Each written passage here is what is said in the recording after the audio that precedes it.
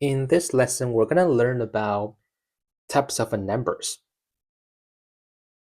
So often we come across numbers like 0 or 1 or 2 or any number that you plus 1 to the previous numbers. But what about I want to draw a number line? This number line really means to give you a visual of where types of a number belong to, right? And I often want to put 0 in the middle of the number line. And I want to put like 1 and 2 and 3 and numbers to the right of the 0. And this arrow means the number will continue infinitely. But in this case, I don't have to write it, right? Because they were infinite numbers, so we don't have time to write it. But we want to give this set of a number a specific name, right? We want to call it positive numbers. Positive numbers. But how about the numbers to the left? To the left of this 0. So firstly, we want to give them a new name. We want to call it negative numbers.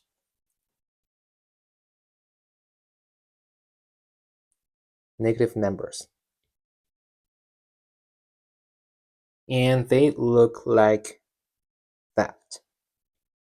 -1, -2, -3, or -4. And the negative number will goes continually and infinitely. So, but you see, the difference between the negative numbers and the positive numbers is this bar.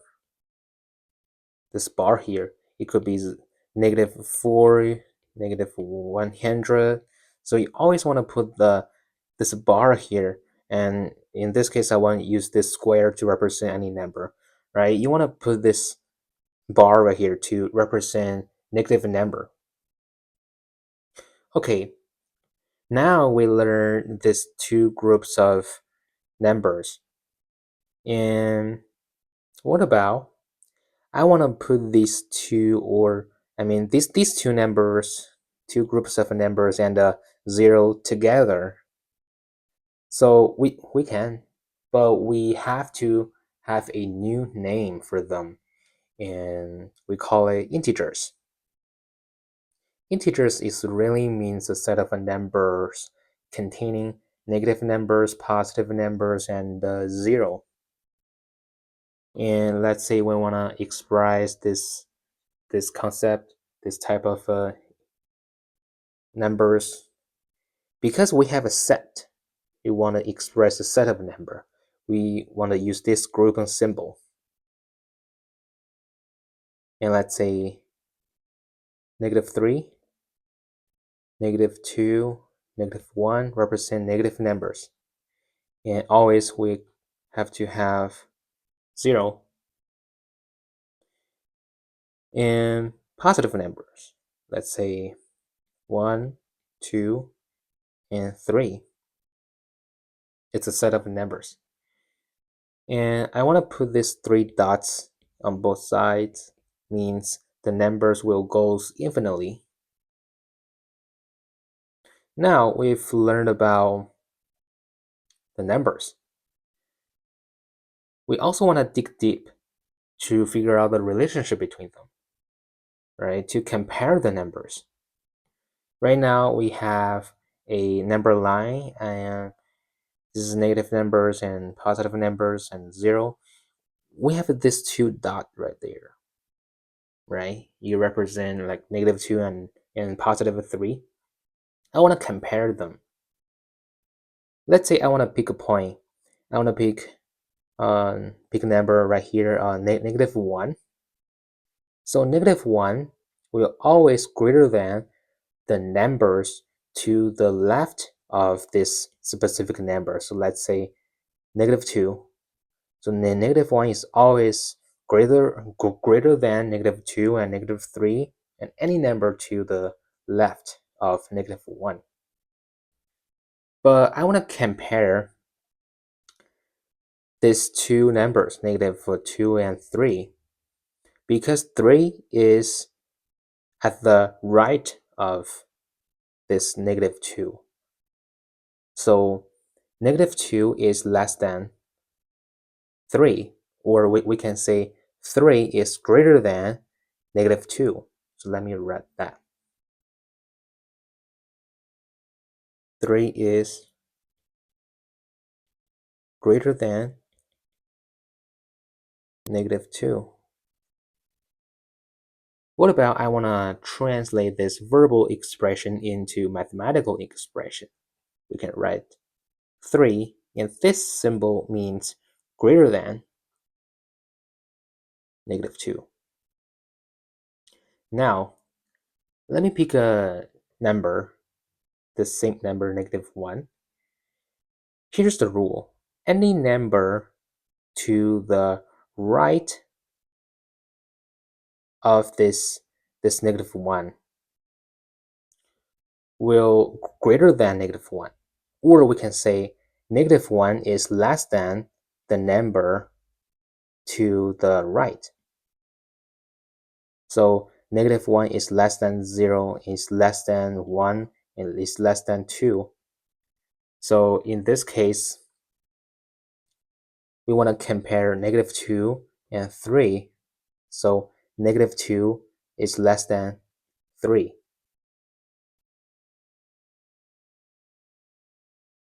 Is less than 3. And I want to translate this verbal expression into mathematical expression.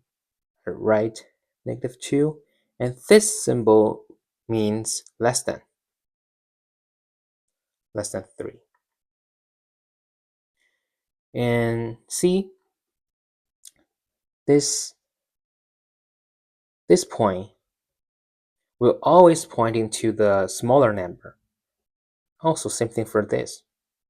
So remember, this symbol always want to compare the two numbers, and the pointy point will pointing to the smaller number. Now we want to learn a most important concept. Is called absolute value. Let me give you a visual. We draw a number line. On this number line, we have 0 in the middle of the number line, and positive number, let's say 1, 2, and 3. We also have negative numbers.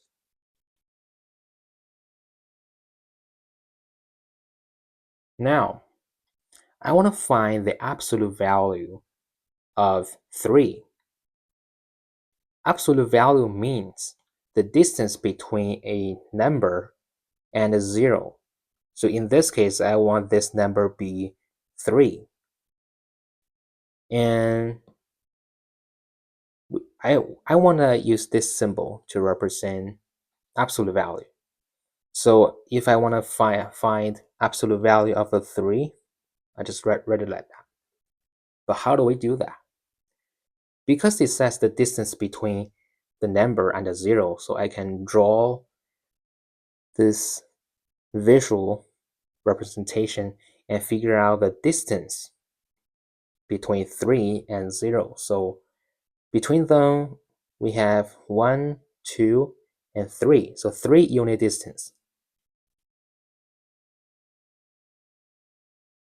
Because we have a 3 unit distance, the absolute value of 3 will be 3. And what about I want to pick a number? I want to pick a -3. So what's the absolute value of -3? Same thing is just the distance between -3 and 0. Let me draw this vertical line here. So we want to see how many distance between them. Let's see, 1, 2, and 3. 3 units distance. So that's our answer, right? It's 3. Even though you might think that if we move to the left, the number should be negative. Yes, that's for numbers. But right now we focus on the distance. How many unit distance between 0 and -3? We only care about the positive number. Let's see more example. This is absolute value of -5. And let me draw a number line to give you a visual.